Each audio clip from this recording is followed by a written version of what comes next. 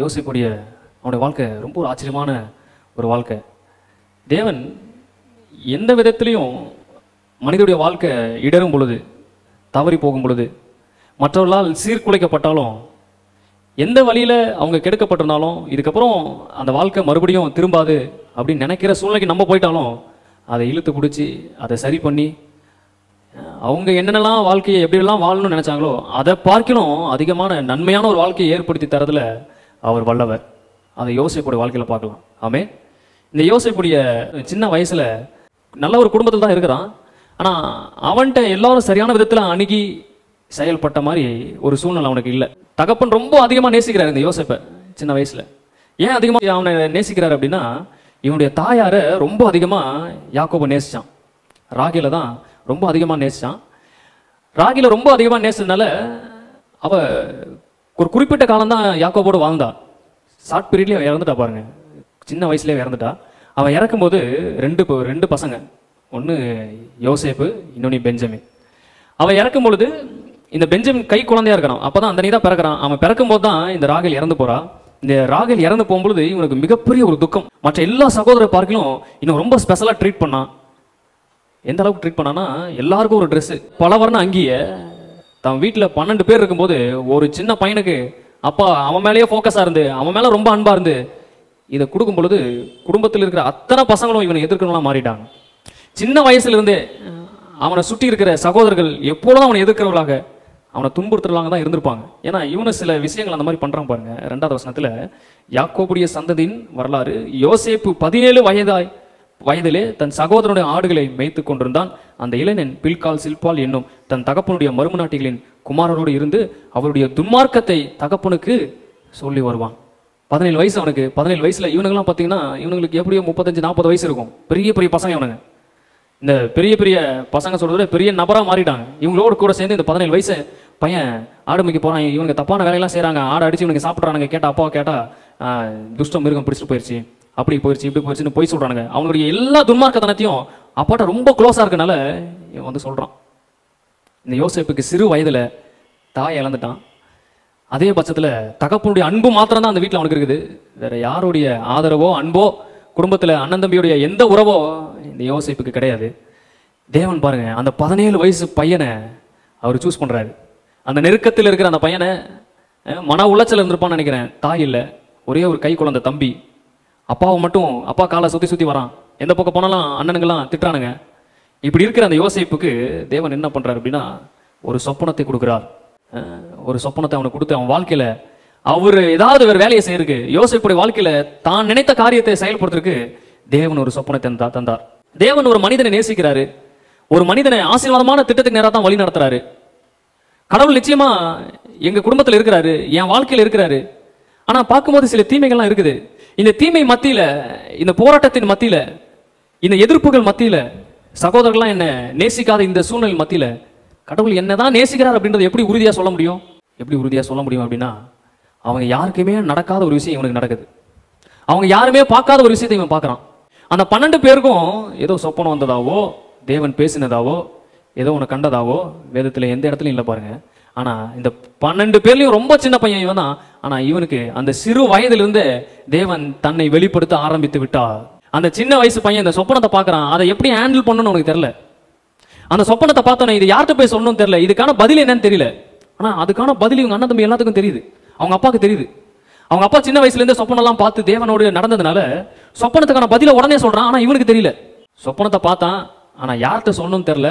அங்க போய் சொல்லிட்டான். மிகப்பெரிய பிரச்சனை பாருங்க. சில நேரத்தில் நீங்களும் கனவு பார்ப்பீங்க, சொப்பனம்லாம் பார்ப்பீங்க. தேவையில்லாத இடத்துல போய் சொல்லிட்டீங்க, அது பாம்புக்கு பால் வச்ச மாதிரி ஆயிரும். அப்ப தேவன் ஒரு மனுஷனோடு இடைப்படுறார். அவனிடத்தை தன்னை வெளிப்படுத்துறாரு. தன்னுடைய திட்டத்தை அவனுக்கு கொடுக்குறாரு. தன்னுடைய மனதில் இருக்கிறத அவன்கிட்ட ஷேர் பண்றாரு. யாருக்கும் நடக்காத விதத்துல கடவுள் அவனோடு பேசுறாரு. வசனத்தின் மூலமா அவன்கிட்ட பேசுறாரு. ஏதோ ஒரு மனிதன் மூலமா அவனுக்கு ஏற்படுகிற நெருக்கத்துல, பிரச்சனையில ஏதோ ஒரு மனுஷன்கிட்ட கூட்டிட்டு போய் ஆறுதலை கொடுத்து அவனை கம்ஃபர்டபுள் பண்றாரு. அந்த பிரச்சனையில அவன் இல்லாம அவனை வேற இடத்துக்கு கூட்டு போறாரு அப்படின்னா தேவன் உங்களோடு கூட இருக்கிறார். இதெல்லாம் தற்செயலா நடக்கிறது இல்ல, இதெல்லாம் தேவன் செய்கிற செயலா இருக்குது. ஹல்லேலூயா. இவன் பாருங்க, இவன் அப்பா இவன் மேல பாசமா இருந்தாலுமே இவன் இவங்க அப்பா வீட்டில் இருக்கிறதா இவனுக்கு டேஞ்சர். அப்போ ரொம்ப பாசமா தான் இருக்காரு. ஆனா இந்த 12 பேரும் எப்ப வேணுமானாலும் காயினை போல இவனை கொல்றதுக்கு ஆயத்தமா இருக்கிறானுங்க. கொஞ்சம் கூட இறக்கமே கிடையாது. அதனால தேவன் பார்க்குறாரு, இந்த 17 வயசுலயே நான் எப்போ இவனை சூஸ் பண்ணணும், எப்போ தன்னை வெளிப்படுத்தணும், அப்பவே இவனை வீட்டை விட்டு பிரிச்சிடணும், இவனை இங்கிருந்து எகிப்துக்கு கூட்டு போயிடணும் அப்படின்னு தேவன் பிளான் பண்றாரு. அதனாலதான் அந்த சின்ன வயசுலயே அந்த சொப்பனத்தை அவனுக்கு காமிக்கிறாரு.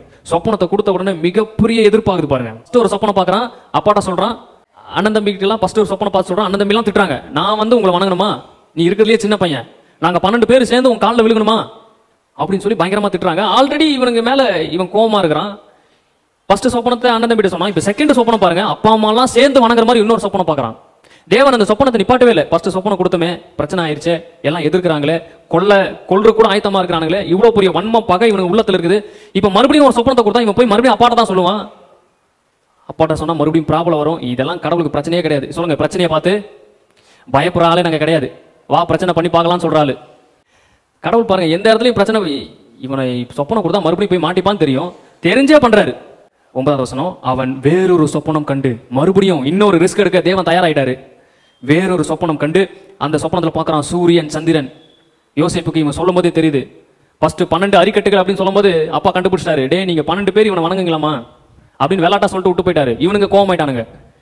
மறாவது நாள் காலையில சொல்றான், அப்பா இன்னொரு கனவு பார்த்தனே. என்னப்பா கனவு? சூரியன் அப்படின்னு சொல்லும் போது இவனுக்கு சொல்லுன்னு ஏறுது. சூரியன் அப்ப நான் தானே, சந்திரன் அப்ப அம்மா, சூரியன் சந்திரன் என்னை வணங்குச்சு, சல்யூட் போடுச்சு. அப்புறம் டென்ஷன் ஆயிட்டான். நானே இது வரைக்கும் யாரு முன்னாடியே வணங்குதில்ல, எங்க அப்பா முன்னாடியே வணங்குதில்ல, எங்க அப்பாவை ஏமாத்திய சொத்தை வாங்கினேன் நானு, நீ வந்து உன் காலில் நான் விழுவேன்னு சொல்றியா அப்படின்னு சொல்லி அப்பா என்ன சொல்றாரு பாருங்க. 10வது வசனம், இதை அவன் தகப்பனுக்கும் சகோதரருக்கும் சொன்ன போது அவன் தகப்பன் அவனை பார்த்து, நீ கண்ட இந்த சொப்பனம் என்ன? அவன் பாருங்க பிளான் பண்ணிட்டு நைட்டு தூங்கும் போது இந்த மாதிரி சொப்பனம் பார்க்கறன்னு யாராச்சும் பண்ணுவாங்களா? அவங்க அப்பா எப்படி பேசுறாரு பாருங்க, நீ கண்ட இந்த சொப்பனம் என்ன, இப்படியெல்லாம் கனவு பார்த்துட்டு இருக்க, இப்படிலாம் நினைக்கிற, நானும் உன் தாயாரும் உன் சகோதரரும் தரை மட்டும் குனிந்து உன்னை வணங்கி வருவோமோ என்று அவனை கடிந்து கொண்டான். அப்பா ஃபர்ஸ்ட் டைம் இவனை திட்ட ஆரம்பிக்கிறான். இது வரைக்கும் சுத்தி இருக்கவங்க எல்லாமே திட்டிட்டு இருந்தாங்க, அப்பா மட்டும் தான் திட்டாம இருந்தாரு. இப்போ அப்பாவுடைய அரவணைப்பிலிருந்து அவன் வெளியே வரக்கூடிய சூழ்நிலை வந்துருச்சு. அப்பா இவனை கடிந்து கொள்கிறார். அவன் சகோதரர்கள் அவன் மேல் பொறாமை கொண்டார்கள். அவன் தகப்பனோ அவன் சொன்னதை மனதில் வைத்துக் கொண்டான். ஏன்னா இவனுக்கு நல்லா தெரியும், தேவன் கொடுத்திருக்காரு, இவன் தேவனும் தரிசனம் கொடுத்திருக்காரு, எப்படியும் நிறைவேற்றிடுவாரு அப்படின்னு சொல்லிட்டு அப்பா இங்க திட்டவனா இருக்கிறான். அப்போ தேவன் ஒரு மனிதனை ஆசீர்வதிப்பதை எதன் மூலியமா அறியலாம்? இவ்வளவு பிரச்சனை இருக்கு, இவ்வளவு போராட்டம் இருக்கு, இவ்வளவு எதிர்ப்பு இருக்கு, எனக்கு இதெல்லாம் சரி பண்ண முடியுமான்னு தெரியல. இதன் மத்தியில தேவன் என்னை எப்படி நேசிக்கிறாரு, எப்படி என்ன ஆசீர்வதிப்பார் அப்படின்னா, தேவன் உன்கிட்ட இடைவிடாமல் பேசிட்டு இருக்காரு, இடைவிடாமல் உன்னை காமிச்சிட்டு இருக்காரு, இடைவிடாமல் அவர் தேடி உன்னால வர முடியும் அப்படின்னா ஒன்னு நம்ம புரிஞ்சுக்கணும், அந்த ஆசீர்வாதத்துக்கு நான் ரொம்ப தூரமானவன் அல்ல, தேவனுக்கு ரொம்ப தூரமானவன் அல்ல, தேவனுக்கு மிகவும் சமீபத்தில் என்ன வச்சிருக்கிறார். ஹல்லேலூயா. யோசேப்பை எப்படி தகப்பன் ரொம்ப சமீபமா அவன் நெருக்கத்தில் வச்சிருந்தானோ அது போல தேவன் நம்மை வைத்திருக்கிறார். யோவான் சுவிசேஷ புத்தகம் 5வது அதிகாரம் 19வது வசனத்துல இயேசு அங்க சொல்றாரு, இயேசு ஆசீர்வதிக்கப்படுறதுக்கு, மற்றவங்களுக்கு ஆசீர்வாதமா இருப்பதற்கு பிதாவானவர் இயேசுவை நேசிக்கிறேன், உன்னதான நேசிக்கிறேன் அப்படின்றத எதன் மூலமா வெளிப்படுத்தினார் அப்படின்னா 5:19 உண்மையாவே நான் சொல்றேன், பிதாவானவர் செய்ய குமாரன் காண்கிறதோ. இயேசு சொல்றாரு, பிதாவானவர் இந்த பூமியில எதை செய்யணும்னு நினைக்கிறாரோ, எனக்கு எதை ஏற்படுத்தி வைத்திருக்கிறாரோ, எந்த நன்மையை அவர் பிளான் பண்ணி வச்சிருக்கிறாரோ அந்த நன்மையை என்கிட்ட எப்படி கொண்டு வருவார் அப்படின்னா, முதலாவதாக எனக்கு அதை காண்பிப்பார். வாசிங்க, அதையே அன்றி வேறொன்றையும் தாமாய் செய்ய மாட்டார். அவர் எவைகளை செய்கிறாரோ அதே மாதிரி செய்யறேன் அப்படின்றார். தேவன் உங்கள்கிட்ட எதை பேசுறாரோ, எதை காண்பிக்கிறாரோ அதை தான் அவர் உங்கள் வாழ்வில் செய்ய வேண்டும் என்று அவர் செய்து கொண்டிருக்கிறார். அவர் எதை செய்யறாரோ அதை தான் காண்பிக்கிறாரு, அதை தான் நீங்களும் செய்யணும்னு நினைக்கிறார். நான் இந்த செய்தியை ரெடி பண்ணிருக்கும் போது தேவன் சொன்னாரு, யோசேப்புக்கு சொப்பனத்தை கொடுத்து அந்த சொப்பனத்தை நிறைவேற்றுகிற தேவன் அல்ல, நான் சொப்பனத்தை ஆல்ரெடி நிறைவேற்றி விட்டு தான் நான் உனக்கு சிக்னலே கொடுக்குறேன். உன் வாழ்க்கையில உன்னை நான் செஞ்சு வச்சிருக்கேன், உன்னை எகிப்துல பெரிய ஆளா கொண்டு போறேன், அரிக்கட்டுகள் எல்லாம் வணங்கும், சூரியனை சந்திரன் வணங்கும் அப்படின்றதுக்காக நீ உழைச்சி பாடுபட்டு போராடி எல்லாத்தையும் வணங்க வை. அப்படி கிடையாது. நான் உன் வாழ்க்கைக்கு முன்னாடி போயிட்டேன். நீ 17 வயசுல இருக்கிற, உனக்கு இப்பதான் 17 வயசு ஆகுது. ஆனா நான் எங்க போயிட்டேன்னா உன்னுடைய 40வது வயசுல நான் போயிட்டேன். நீ 40வது வயசுல எகிப்துல என்னென்னலாம் பண்ணுமோ எல்லாத்தையும் ரெடி பண்ணிட்டேன். எல்லாத்தையும் ரெடி பண்ணிட்டேன் அப்படின்றதுக்கு எது சாட்சி அப்படின்னா, இந்த சொப்பனம் வச்சுக்க, அக்ரிமெண்ட்ல சைன் போற மாதிரி ஒரு சொப்பனத்தை கொடுக்குறாரு. அரிக்கட்டெல்லாம் வணங்குது அப்படின்னா என்ன அர்த்தம்னா, தேவன் திட்டம் பண்ணிட்டாரு, பிளான் பண்ணிட்டாரு, செய்து முடித்துட்டாரு, அதுக்கு ஆமேன்னு சொல்லிட்டாரு. இப்போ அதை என்கிட்ட கொடுக்குறாரு, ஏத்துக்கிறியா, ஒத்துக்கிறியா, இந்த சொப்பனப்படி நடக்கும் நினைக்கிறியா, ஆமேன் அப்படின்னு நீங்க சொல்லிட்டீங்கன்னா போதும், அவர் அங்க செஞ்சு முடிச்சதை உங்க கையில நீங்க வாங்கிடலாம். இதெல்லாம் நம்மள மாதிரி அங்க இருக்குது அப்படின்றீங்களா? ஆனா வசனம் இருக்குதே, நான் உனக்கு முன்பாக கோணலானவைகளை செவ்வையாக்குவேன். உனக்கு முன்பாக போய் அப்படின்னா நீங்க நடக்க நடக்க முன்னாடி போவீங்கன்னு நினைக்கிறீங்களா? இல்ல இல்ல, 2025 இருக்கிறோம். 2050 எனக்கு முன்னாடி போயிட்டாரு அவரு. 50 நான் என்ன பண்ணுன்றது அவர் பாக்குறாரு. ஆனாதான் பவுலை பார்த்து சொல்றாரு, இவன் என் நாமத்து நிமித்தம் எவ்வளவாய் துன்பத்தை அனுபவிப்பான்னு எனக்கு தெரியும். இவன் இப்போ கிறிஸ்தவர்களை கொள்றான், ஆனா இவனுடைய எதிர்காலத்தை நான் பாக்குறேன். இப்போ வேத பாரகர்கிட்டையும் பரிசேர்கிட்டையும் ஜனங்களை கொள்றதுக்காக லெட்டர் வாங்கிட்டு போறான். லெட்டர் பார்த்தோன்னா சந்தோஷப்படுறான், கொள்றதுக்கு எனக்கு லெட்டர் கொடுத்துட்டாங்க அப்படின்னு. மனிதர்களாகி நீங்கள் பவுலை இப்படிதான் பாக்குறீங்க. தற்காலிகமா நடக்கிற, சமீபமா நடக்கிற அந்த செயலை தான் பாக்குறீங்க. ஆனா தேவன் எப்படி பாக்குறாருன்னா, அவன் நைட்டும் பகலமா உட்காந்து ஜெயில உட்காந்து 1 கொரிந்தியர் எழுதுறான், 2 கொரிந்தியர் எழுதுறான், 1 தீமோத்தேயு எழுதுறான், 2 தீமோத்தேயு எழுதுறான். இதை பாக்குறாரு. சொல்லுங்க, என் வருங்காலத்தை பார்த்து எனக்கு சிக்னல் தருகிற தேவன். சிலர்கிட்ட வார்த்தையின் மூலமா பேசுவாரு, சிலர்கிட்ட மனிதர்கள் மூலமா பேசுவாரு, சிலர்கிட்ட அவங்களுக்குள்ள இருந்தே பேசுவாரு, சிலர்கிட்ட சொப்பனத்தின் மூலமா பேசுவாரு, பல விதத்துல பேசுவாரு. எப்படி பேசினாலும் அந்த வார்த்தை உங்க காதுக்கு வருதுன்னா அவர் ரெடி பண்ணிட்டு தான் உங்கள்ட்ட பேசுறாரு. அதை மறந்துடாதீங்க. யோசேப்ட்ட சொப்பனை கொடுத்து, இந்தாப்பா இதான் நீ வச்சுக்க, உன் வாழ்க்கைக்கு இதான் நல்லது, சொப்பனை கொடுத்துட்டேன், என் வேலை முடிஞ்சு, அதுக்கு என்னென்னலாம் ஆகணுமோ பாத்துக்க அப்படின்னு சொல்லிட்டு ஓடிட்டாரா? இல்ல இல்ல இல்ல. ஸோ யோசேப்புக்கு முன்பாக போய் எல்லாத்தையும் ரெடி பண்ணிட்டு அதுக்கப்புறம் தான் சிக்னல் கொடுக்குறாரு. சொப்பனத்தை வச்சுக்க, 17 வயசுலேயே வச்சுக்க, இதுக்கப்புறம் நீ போகக்கூடிய பாதை வந்து ரொம்ப கடினமா இருக்கும். அதுக்கு உனக்கு பேர் உதவியா இருக்குது என்ன அப்படின்னா, இன்னைக்கு நான் கொடுக்குற சொப்பனம், இன்னைக்கு நான் கொடுக்குற வார்த்தை, இன்னைக்கு நீ பார்க்குற இந்த சொப்பனம். அவன் அப்பா கதெல்லாம் கேட்டிருப்பான். இந்த மாதிரி எங்க அப்பா ஏமாத்திட்டேன், எங்க அண்ணனையும் ஏமாத்திட்டேன், ஏமாத்தி ஒண்ணுமே இல்லாம யோர்தான் கடந்து அந்த ஒரு தரிசான பூமியில படுத்துட்டு இருக்கும்போது ஒரு சொப்பனத்தை பார்த்தேன். என்னைக்கு அந்த சொப்பனத்தை பார்க்க ஆரம்பிச்சனோ அன்னைக்குதான் என் வாழ்க்கையே மாறிச்சு அப்படின்னு யாக்கோபு யோசேப்ட்ட நிறைய கதைகளை சொல்லிருக்கலாம். அந்த தேவன் பாருங்க, இவனை 17 வயசுல சூஸ் பண்ணி அதே சொப்பனத்தை கொடுக்குறாரு. அவன் நம்பின மாதிரியே இவனும் நம்ப ஆரம்பிக்கிறான்.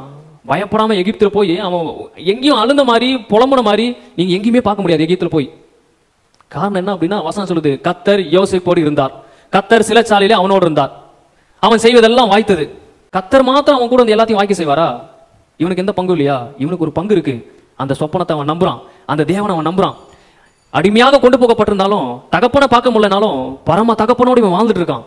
அந்த வாழ்க்கையின் நிச்சயம், அந்த உறவின் நிச்சயம் உனக்கு எதை காண்பிக்குது அப்படின்னா, நிச்சயம் அவர் உனக்கு சொன்னதை செய்து முடிப்பார் அப்படின்றத அந்த உறவின் நிச்சயம் உனக்கு காண்பிக்குது. அப்போ ஒரு மனிதனை யோசேப்பு போல கைவிடப்பட்டு, தகப்பனை விட்டு பிரிந்து, தகப்பனை இழந்து, சகோதரர்களை இழந்து, அந்நிய தேசத்திற்கு தெரியாத பாஷைக்காரனிடத்துல அடிமையா இருந்தாலும் அவனை காப்பாத்துறதுக்கு தேவன் ஒரு மிகப்பெரிய திட்டத்தை அவர் வைத்திருக்கிறார், ஒரு மிகப்பெரிய உறவை வைத்திருக்கிறார்.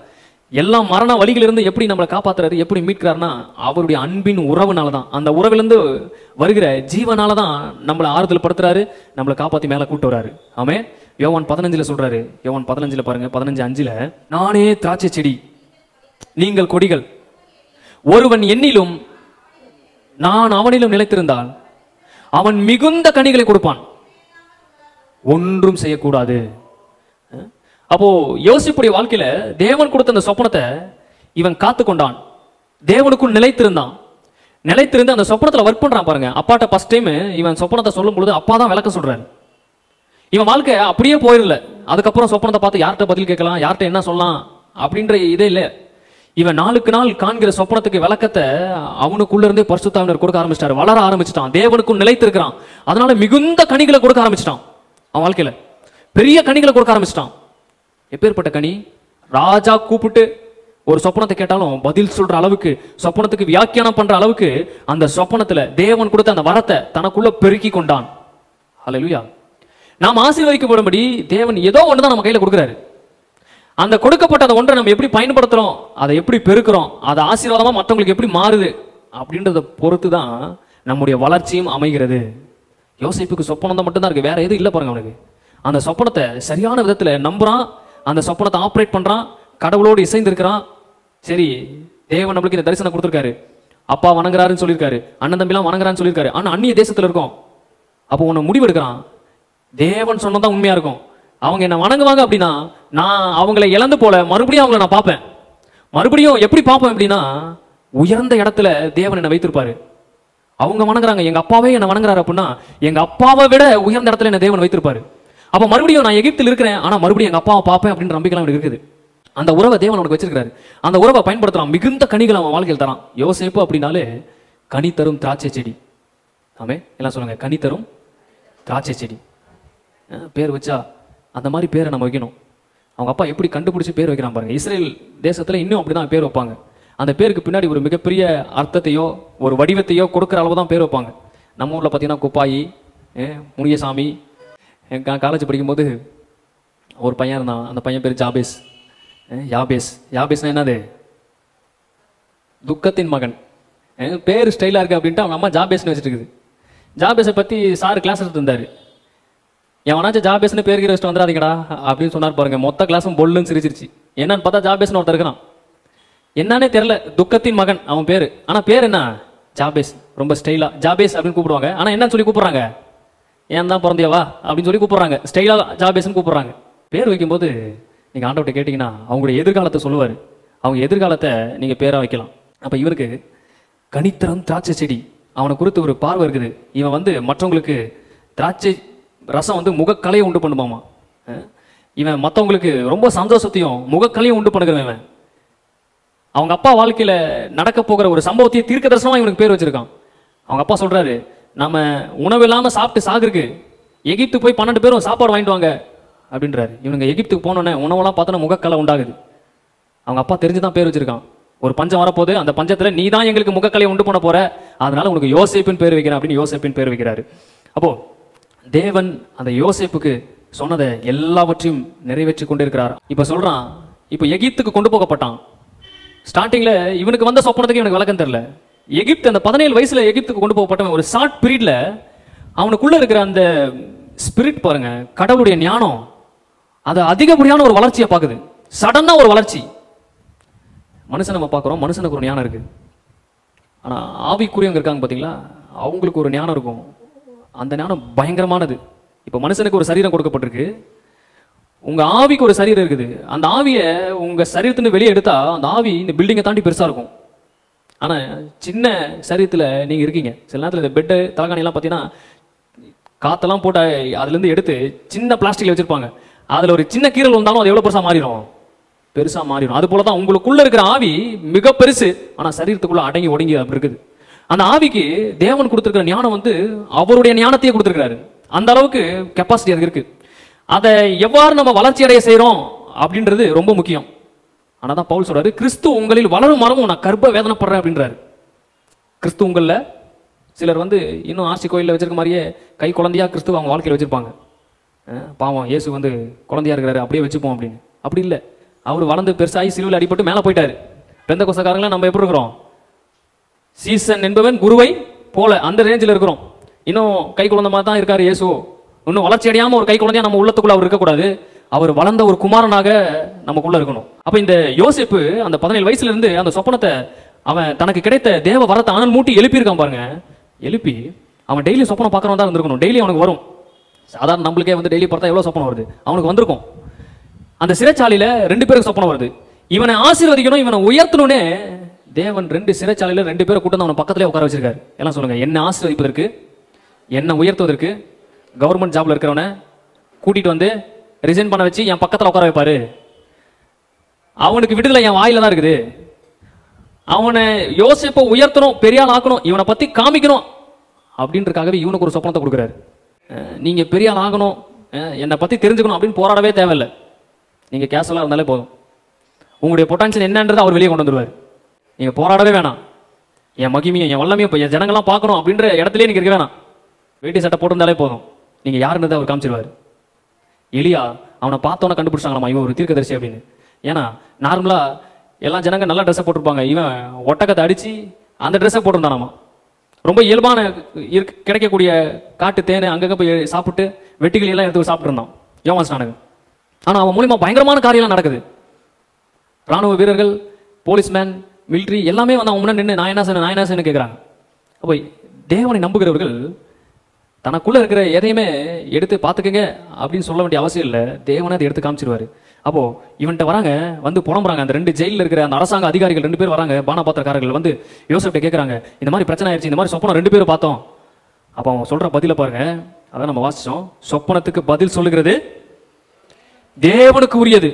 ஒரு சொப்பனத்துக்கு ஒரு பதில் சொல்லணும் அப்படின்னா அது கடவுளால் மாத்திரம் தான் சொல்ல முடியும். அதை நீ என்கிட்ட சொல்ல அப்படின்றான். இந்த வசனத்தோட அர்த்தம் உங்களுக்கு புரியுதா? கடவுள் மட்டும் தான் சொப்பனத்துக்கு பதில் சொல்ல முடியும். நீ என்கிட்ட சொல்லணும் என்ன அர்த்தம்? அவன் சொல்லாம சொல்றான். அவருக்கு எனக்கு ரொம்ப பழக்கம் இருக்குது, அவர் என்ன இருந்தாலும் என்கிட்ட சொல்லிடுவாரு, நீ என்னால் அவர்கிட்ட தான் சொல்லணும், அவர் இப்போ உனக்கு தேவையில்லை, நான் தான் உனக்கு இப்போ தேவை. அந்த நரகத்தில் ஒருத்தர் இருக்கிறான், அந்த ஐஸ்வர்யவான், அவன் சொல்றான், எனக்கு 5 சகோதரர் இருக்காங்க, அவங்களுக்கு போய் சுவிசேஷம் சொல்றதுக்கு இவன் அனுப்புனு. அவர் சொல்றாரு, அவங்களுக்கு மோசம் எலியா இருக்காங்க, அவங்க சொன்னா கேட்கட்டும், இல்லைன்னா அவன் அங்கேயே இருக்கட்டும், நானும் போக மாட்டேன், இவனையும் அனுப்ப மாட்டேன், இருக்கிறவங்களை வச்சு அவன் யூஸ் பண்ணட்டும் அப்படின்றாரு. இப்போ சொல்றாரு, பிதா என்னை அனுப்பின போல நான் உங்களை அனுப்புகிறேன். உங்களுக்கு இன்னொரு இயேசு தேவையில்லை. பக்கத்தில் பார்த்து சொல்லுங்க, இயேசுடைய சாயலையே பக்கத்தில் ஒருத்தர் உட்காந்துருக்கீங்க போல, அவங்க தான் இயேசு. அவர் எதை செஞ்சாலும் அவங்க மூலியமா தான் செய்வார். இதை ஏற்றுக்கிட்டீங்கன்னா அந்த இயேசுவே வந்து நின்றுவார். நீங்கள் ஒருவரை ஏற்றுக்கொள்ளுங்க, அந்த ஏற்றுக்கொள்ளுகிற மத்தியில் தான் நான் இருக்கிறேன் அப்படின்றாரு. நீங்கள் ஒருவரை ஏற்றுக்கொள்ளாத பட்சத்தில் என்ன பார்த்து நீங்க என்ன பண்ண போறீங்கன்னு கேட்கிறாரு. அப்போ யோசேப்பை நம்பி இவனுக்கு அந்த கனவை சொல்றாங்க பாருங்க. அவன் சொல்ற பதில், தேவன் தான் கனவுக்கு பதில் சொல்லுவாரு. இப்போ நான் தேவனோடு ரொம்ப க்ளோஸா இருக்கிறேன், அந்த பதிலை என்னாலே சொல்ல முடியும், கடவுள் செய்யற வேலையை இப்ப நான் செய்வேன், என்கிட்ட சொல்லு அப்படின்றான். அந்த அளவுக்கு தேவன் கொடுத்த அந்த சொப்பனத்தை தனக்குள்ள பெருக செய்திருந்தான். தனக்கு பவுல் சொல்றாரு, உனக்கு கிடைத்த தேவ வரத்தை அனல் மூட்டி எழுப்பு, அதுல அசதியா இருந்துடாத, அது மங்கி எறிகிற மாதிரி ஆயிரும், அதை குறித்து ஒவ்வொரு நாளும் நீ வேலை செய், பிராக்டிஸ் பண்ண அப்படின்றாரு. உங்களுக்கு என்ன கிஃப்ட் கொடுத்துருக்காரோ அதை ஒவ்வொரு நாளும் பிராக்டிஸ் பண்ணி அதை நீங்க செஞ்சுட்டே இருக்கும்போது அதில் மிகப்பெரிய வெற்றியை நீங்க பார்ப்பீர்கள். சிறைச்சாலையில கைதிகள்கிட்ட இவன் சொப்பனத்துக்கு விளக்கம் சொல்லிட்டான். இப்ப தேவன் பாக்குறாரு, அடுத்த சீசன்ல இவங்க அப்பா இவனுடைய சொந்தக்காரன் எல்லாம் வரப்போறான், பெரிய பஞ்சம் உண்டாகுது, அதுக்கு இவன் இந்த இடத்துல இருந்தா வேலைக்கு ஆகாது, இந்த இடத்துல இருந்து இவனை வெளியே தூக்கிட்டு போனோம். அதனால தேவன் அடுத்த பிளான் பாங்க என்ன பண்றாருன்னா, இவன் எந்த இடத்துக்கு போகணுமோ அந்த இடத்த அடிக்கிறாரு, இவன் எந்த இடத்துல உட்காரணுமோ அந்த இடத்துல யார் உட்காந்து இருக்காங்களோ அவங்கள்ட்ட போய் டைரக்டா இவர் பேசுறாரு. பார்வன் இடத்துல தான் உட்காரணும், இப்போ டைரக்டா பார்வன் மேலேயே கை வச்சிட்டாரு. பார்வன் கை வச்சு அவனுக்கு சொப்பனம் வந்துச்சு. அந்த சொப்பனம் ரொம்ப டீப்பா வந்ததுனால அவனுக்கு அர்த்தம் எதுவும் தெரியல. அதனால தேசத்தில் இருக்கிற எல்லாத்தையும் கூப்பிடுறான். இதுல என்ன ட்விஸ்ட் அப்படின்னா, ஆல்ரெடி யோசேப்பு சொன்ன அந்த பானை பாத்திரக்காரனும் இவன் பக்கத்துல இருந்து சொப்பனத்தை கேட்டு திராட்சை ரசம் ஊத்திட்டே இருக்கிறான். இவனுக்கு யோசேப்பு இருக்கிறான்றது ஒரு ஞாபகமே வரல. உங்களுக்கு தேவன் எப்போ உதவி செய்யணும், தேவனையே நம்பிட்டு இருக்க உங்களுக்கு எந்த காலத்துல என்ன செய்யணும் அப்படின்றத அவரே தொடங்குவாரு, அவரே ஆரம்பிப்பாரு, அவரே எல்லாத்தையும் பார்த்துப்பாரு. பானை பாத்திரக்காரன் சொப்பனத்துக்கு பதில் சொல்லும் போது நடந்துருச்சு. அவன் வாழ்க்கையில யோசேப்பு என்ன சொன்னா நடந்துருச்சு. யோசேப்பு சொல்லி அனுப்புறான், வெளியே போய் என்ன மறந்துடாத, ராஜாட்ட ரெக்கமெண்ட் பண்ணு அப்படின்றான். வசனம் என்ன சொல்லுது, ஆனாலும் பானை பாத்திரக்காரரின் தலைவன் யோசேப்பை நினையாமல் அவனை மறந்து விட்டான். மறக்க செய்தது யாரு? தேவன் தான் மறக்க செய்தார். ஏன்னா இந்த டைம்ல யோசேப்பு வெளியே வரக்கூடாதுன்ற பிளானே அவர் தான். இப்போ சிறைச்சாலையில் தான் இருக்கணும். ஆனா சிறைச்சாலையில எப்படி ஆயிட்டானா, சிறைச்சாலையில தலைவனா இருக்கிறோம், எங்கெங்கெல்லாம் போறானோ அங்கெல்லாம் தலைவனா தான் இருக்கிறானே தவிர வாளா இருக்கிறதே இல்லை யோசேப்பு. இங்க வந்து சொல்றான், அவன் மறந்து விட்டான், தேவன் மறக்க செய்தார். ஏன் மறக்க செய்தார்னா, இவனுக்கு அப்போ ஞாபகம் வந்துச்சு அப்படின்னா, யோசேப்பு ஒரு ரொம்ப அற்பமான ஒரு மனுஷனா பார்வனுக்கு முன்னாடி இருப்பான். சொப்பனம் வந்துச்சா, யோசேப்பை கூப்பிடுப்பா, யூஸ் பண்ணிக்கலாம் அப்படின்றான். ஆனா சொப்பனத்துக்கு பதில் தெரியாம எல்லாத்தையும் கூப்பிட்டு இவனுக்கு யாருமே பதில் சொல்லாம தலை பிச்சுக்குது பாருங்க இவனுக்கு. அப்பதான் இவனுக்கு ஞாபகம் வருது. 9வது வசனம் 41:9, அப்பொழுது பான பாத்திரக்காரின் தலைவன் பார்வனை நோக்கி, நான் செய்த குற்றம் இன்றுதான் என் நினைவில் வந்தது. தேவன் அப்படியே அந்த நிரம்ப தட்டுறாரு. தட்டினோன்னே அந்த நினைவெல்லாம் அப்படியே மறுபடியும் போகுது அவனுக்கு.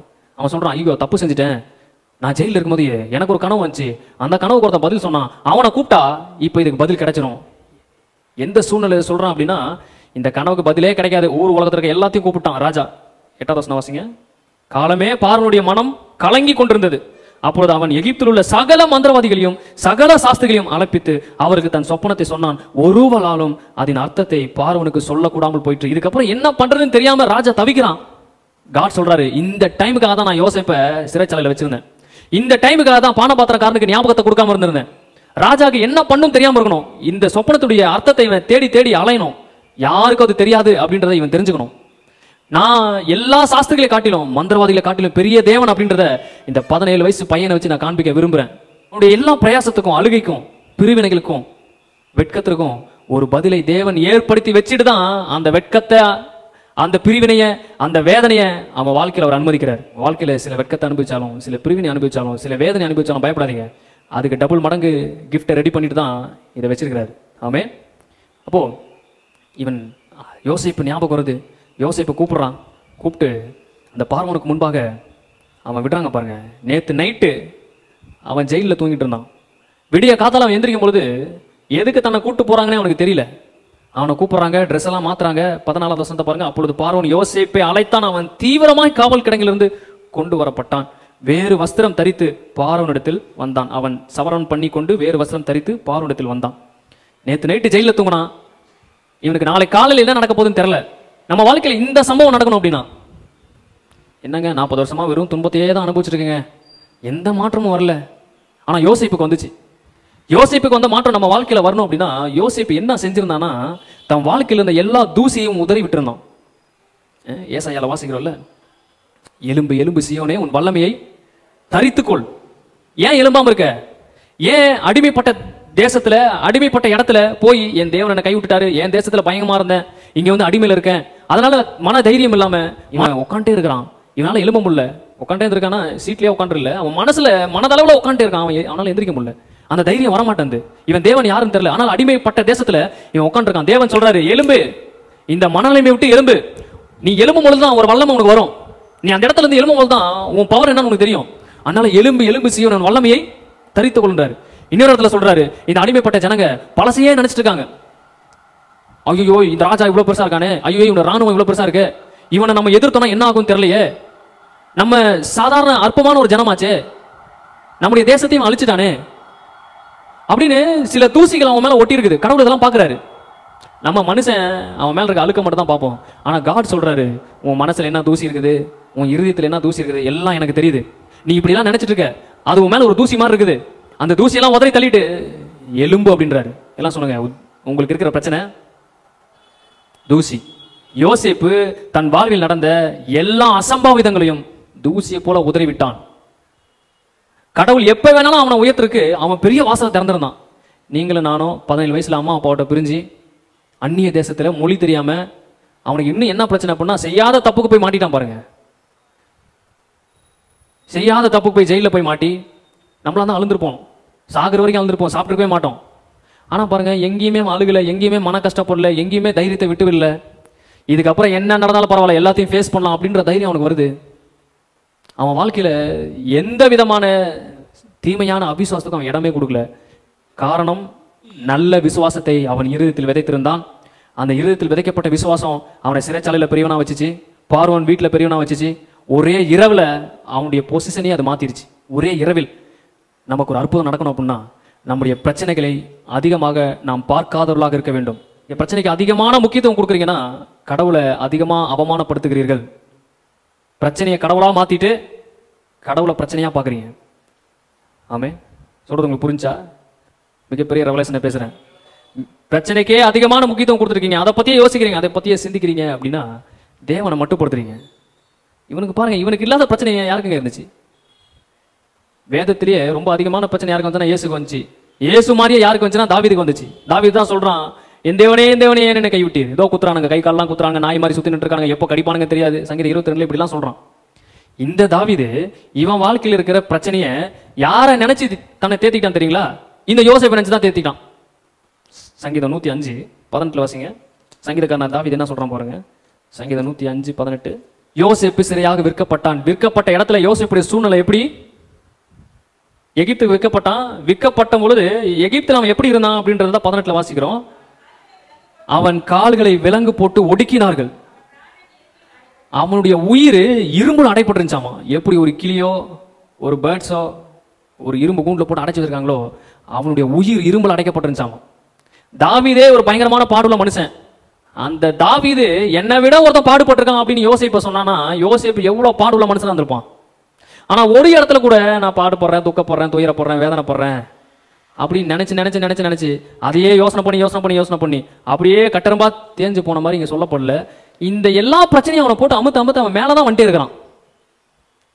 காரணம் என்ன அப்படின்னா, பிரச்சனைக்கு அவன் கொடுக்குற முக்கியத்துவத்தை பார்க்கிலும் தனக்கு தேவன் கொடுக்குற சொப்பனங்கள், உறவு, அவர் எப்பேற்பட்டவர் என்பதை ஒவ்வொரு நிமிஷமும் நினைச்சு அதை அழிச்சிருப்பான்னு நினைக்கிறேன். அதனால தான் சொல்றேன், பிரச்சனை இப்போ யோசிக்கூடாது, சிந்திக்கணும். கேட்டா யோசிக்கணும், சிந்திக்கணும், அதை பத்தி திங்க் பண்ணணும், அதுக்கான பிளானை பண்ணணும். ஆனா அதுவே வாழ்க்கையா போயிருச்சு அப்படின்னா உங்க வாழ்க்கை ஃபுல்லா அப்படியே போயிடும். பிரச்சனைக்காக நீங்க பிளான் பண்ணியே வாழ்க்கையை ஓட்டிடுவீங்க. கடவுள் யாருன்னே தெரியாம போயிடும். நீங்க வேதத்துல யாரெல்லாம் பிரச்சனையை பத்தி பேசுறாங்களோ அங்கெல்லாம் இயேசு எல்லாத்தையும் போட்டு திட்டுவாரு. கடலுக்கு போயிட்டு இருக்காங்க, உயிர் சேதம் வரப்போது, கடல் கொந்தளிக்குது, அவங்கள போட்டு திட்டுறாரு. அற்ப விசுவாசியே, நான் இருக்கிறது தெரியாம அந்த பிரச்சனையை பார்த்து வாயை புழக்கிற பேதுரு பாருங்க, இயேசுட கடல் மேல நடந்தே போயிட்டு இருக்கான். அந்த பெரிய அலையை பார்த்த உடனே டமான்னு கீழே போயிட்டான்.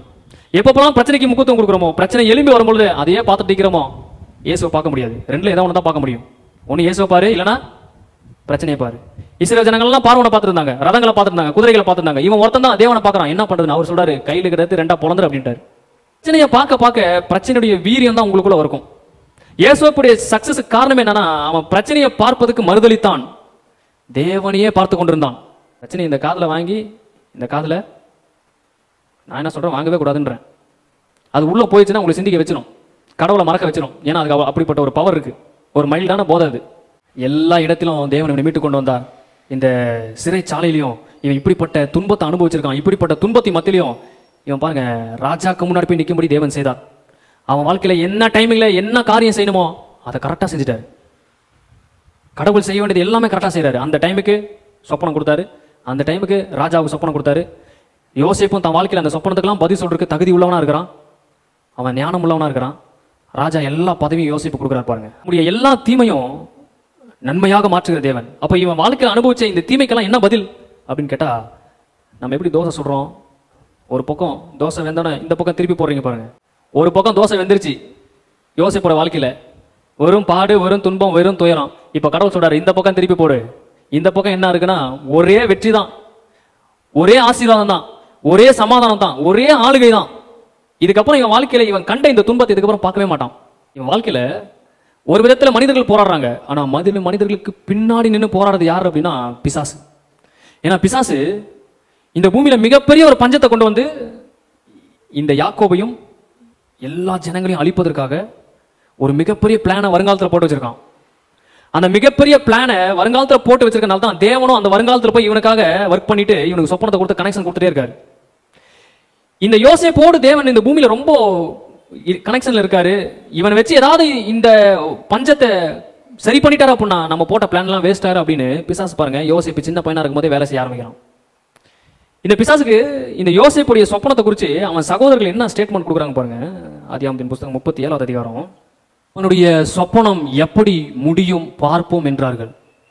தூரத்தில் யோசேப்பு வரான், அண்ணன் தம்பி ஆடு மேய்ச்சிருக்காங்க, அவன் சந்தோஷமா ஆடி பாடி வரான், ஜாலியாக விளையாண்டு வரான், அண்ணன் தம்பி எல்லாம் இருக்காங்கன்னு வந்திருப்பான். இவனுங்க இங்கிருந்து பேசுறானுங்க பாருங்க. எப்படி தன்னுடைய சகோதரனை இந்த அளவுக்கு கொல்லணுன்ற எண்ணம் யாருக்காச்சும் வருமா? இந்த எண்ணத்தை யார் கொடுக்குறதுனா பிசாசே கொடுக்குறான் பாருங்க. காயினுக்கு கொடுத்தான், ஏசாவுக்கும் அந்த எண்ணத்தை கொடுத்தான். இப்போ யோசேப்பை விட்டுட்டு இவங்க சகோதரர்களுக்கு கொடுக்குறான், இவனை கொன்றணும் அப்படின்னு இந்த எண்ணத்தை பிசாசு கொடுக்குறான். ஏன்? இவன் மூலியமா தான் நம்ம பிளான் பண்ணி வச்சிருக்க மிகப்பெரிய பஞ்சத்தை இவன் மூலியமா தான் அழிப்பாரோட ஒரு டவுட். ஏன்னா அந்த சிம்டம்ஸ் எல்லாம் இவன்ட்ட தான் தெரியுது. சொப்பனம் கொடுக்குறாரு, பேசுறாரு, இவன் கூட பயங்கரமான கிரியை நடக்கிறத பார்த்தா வருங்காலத்துல தேவன் இவனை வச்சு தான் காப்பாத்தாருன்னு தோணுது. அதனால இவனை கொல்றதுக்கு இவனுக்கு என்ன வார்த்தை யூஸ் பண்றாங்க பாருங்க. அவனுடைய சொப்பனம் எப்படி நிறைவேறுதுன்னு பார்ப்போம். இவன் படம் இங்க இருந்தா ஸ்டார்ட் ஆகுது. எப்படி இவன் சொப்பனம் நிறைவேறுதுன்னு நாங்க பாக்குறோம். கடவுளா நாங்களா? அண்ணன் தம்பி சொல்றானுங்க. பல பிரச்சனை இருக்கலாம், ஆனா ஏன் இவனுக்கு சொப்பனத்துக்கு விரோதமா எழுமணும்? சொப்பனம் நிறைவேறதா பார்ப்போம் அப்படின்னு இவனுக்கு சொல்றானுங்க. ஆனா இவனுக்கு தெரியாது தேவன் சொப்பனத்தை நிறைவேற்றி முடிச்சுட்டு தான் இவனுக்கு சொப்பனம் கொடுத்துருக்கான்னு இவனுக்கு தெரியல. ரெண்டாவது, சொப்பனத்தை இவனுக்கு தெரியாம இவனுக்கு நிறைவேற்றிட்டே இருக்கிறானுங்க. சொப்பனத்துல என்ன பார்த்தாரு யோசேப்பு? அண்ணன் தம்பி எல்லாம் வணங்குற மாதிரி பாக்குறாரு. இவனுக்கு என்ன சொல்றானுங்க? சொப்பனம் எப்படி நிறைவேறுன்னு பார்ப்போம், இவனை கொண்டுட்டா எப்படி நிறைவேறுன்னு பார்ப்போம் அப்படின்றாங்க. இவனை தூக்கி குழியில போடுறானுங்க, ரொம்ப அழுகுறான், கூச்சல் போடுறான், கத்துறான். சரி எடுத்து வித்துட்டானுங்க, போயிட்டான் அப்படின்னு. யோசேப்பு ஒரு பக்கம் உட்காந்து அழுகுறான். ஐயோ என் வாழ்க்கையில் இப்படி நடக்குது, பயங்கரமா இருந்தான். நம்ம அந்த குழியில போடும்பொழுது அவங்க அண்ணன் ரூபன் சொல்றான், எகிப்துக்கு இவங்க தானியம் வாங்க போகும்போது அவங்க அண்ணன் சொல்றான், நம்ம தம்பி நம்ம குழியில் தூக்கி போகும்போது ரொம்ப கதறினான், நம்மளை பார்த்து ரொம்ப கெஞ்சினான், ரொம்ப கூச்சல் போட்டான். அவனுக்கு நம்ம இறங்கவே இல்லை. சரி இவனுக்கு சாவடிக்கிறதுக்கு கொண்டு போய் வித்தரலாம் அப்படின்னு வித்துட்டோம். ஒரு பக்கம் ரொம்ப கொடூரமா அண்ணன் தம்பி நடந்துக்கிறாங்க, இன்னொரு பக்கம் இவன் அழுகுறான். கடவுள் என்ன பண்ணிருப்பாருன்னு நினைக்கிறீங்க? அவர் சொல்லியிருப்பாரு, இப்பதான் எல்லாம் கரெக்டா போகுது, அப்படியே விட்டுரு அப்படின்னு இருப்பாரு. நம்ம சொல்லல எல்லாமே உனக்கு விளையாட்டா அப்படின்னு. கடவுளுக்கு எல்லாமே விளையாட்டா இருக்குது. அவனை தூக்கி குழியில போட போறாங்க ஆண்டவரே அப்படின்னு தூதர் சொல்லும்போது போடட்டும் விடு அப்படின்னு இருப்பாரு. ஆண்டவரே கொல்லணும்னு பேசிட்டு இருக்கானுங்க, கொல்லட்டும் விடு. ஆண்டவரே எகிப்துக்கு கொண்டு போயிட்டாங்க, அங்க பழி இவன் மேல சுமத்தப்பட்டது. இப்பதான் சூப்பரா போகுது. சிறைச்சாலையில போயிட்டானா, விலங்கெல்லாம் போட்டாங்களா, நம்ம பிளான் படியே போகுது. தூதர்களுக்கெல்லாம் ஒரே டென்ஷனா இருந்திருக்கும், என்ன எல்லாம் ஃபெயிலியரா போயிட்டு இருக்கு, இவர் என்னமோ வந்து எல்லாம் சரியா போயிட்டு இருக்குன்றாரு. ஒரே நைட்ல அவனை தூக்கினார் பாருங்க. பஞ்சம் ஏற்பட்ட உடனே இவங்க அப்பா என்ன சொல்றாரு பாருங்க. 2வது அதிகாரம் 1வது வசனம். எகிப்திலே தானியம் உண்டென்று யாக்கோபு அறிந்து தன் குமாரனை நோக்கி, நீங்கள் ஒருவர் முகத்தை ஒருவர் பார்த்து கொண்டிருக்கிறது என்ன?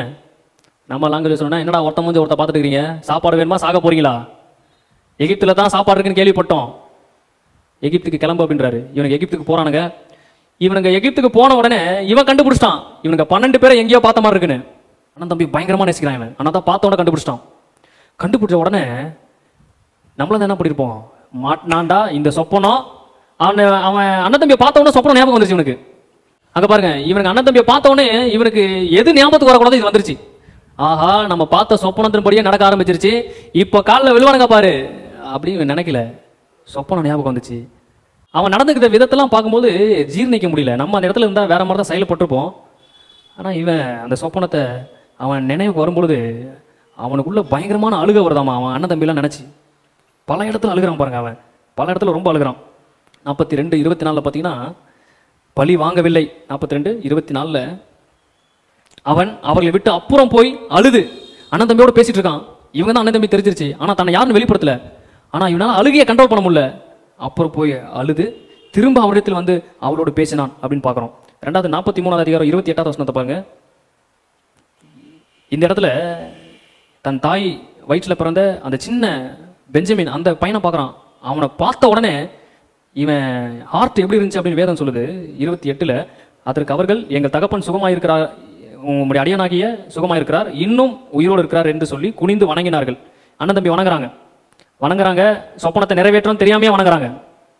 அதுக்கப்புறம் அவன் தன் கண்களை ஏறெடுத்து தன் தாய் பெற்ற குமாரனாகிய தன் சகோதரன் பெஞ்சமினை கண்டு, நீங்கள் எனக்கு சொன்ன உங்கள் இளைய சகோதரன் இவன் தானா என்று கேட்டு, மகனே தேவனுக்கு கிருபை செய்ய கடவர் என்றான்.